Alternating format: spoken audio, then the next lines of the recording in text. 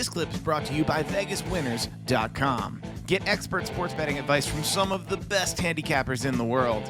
Head on over to VegasWinners.com and win yourself some money. Next up, Mr. Kennedy is going to beat The Undertaker by DQ in 20 minutes and 34 seconds in another non-title match. Meltzer would say the idea coming out of this is to add to the Kennedy list of former world champions, Booker, Mysterio, and Batista, that he's beaten.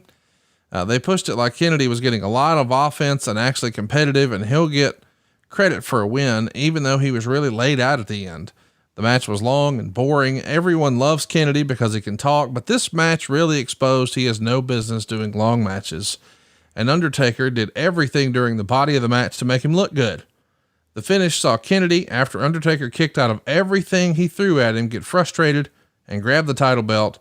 Undertaker got it away from him and used it for the DQ. After the match, Undertaker laid out both Kennedy and referee Charles Robinson with tombstones, 1.25 stars.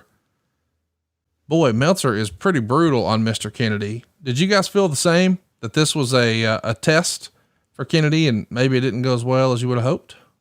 It wasn't a test. It was a match. You're not put in there unless you think that you're able to handle it. I don't think that it was great in any way. I think that it was just probably too much too soon, and that a lot of people saw something in Ken that he was great at a certain level, but once you got to that other elite level, I don't think that Ken was able to hang in some situations. From the Observer, quote, Scorpio signed a 3-year deal. As noted, Booker had been pushing for him to get in for the last few months, and he did well in his tryout matches. So did Booker actually push to bring him in, and was he actually signed? I don't think that Scorpio ever was signed. I know there were a lot of guys that were looking at Scorpio. And by the way, during this time, Scorpio did look great. Scorpio had gotten himself in shape. Yep. And was looking pretty good during this time frame. There were probably Johnny at that time. He was using this Flash Funk character down in Deep South Wrestling.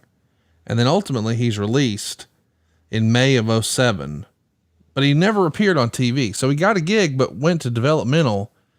Do you think the idea, and I'm asking you to remember something from 15 years ago. Do you think the idea was, hey man, maybe he can work with some of our younger guys? I would, if I were betting, I would bet that was exactly what it was. Because again, he came in and looked good, but it wasn't something for the main roster. So have him be able to teach some of the younger talent in developmental. Hey, it's Conrad Thompson. Thanks for checking out the podcast here on YouTube. Be sure to hit the subscribe button and the notifications bell so you get a notice anytime we upload some new content. And go save yourself some money right now. If you're in a 30-year loan or you have credit card debt, it's not a matter of if I can save you money. It's a matter of how much. Find out right now for free at SaveWithConrad.com.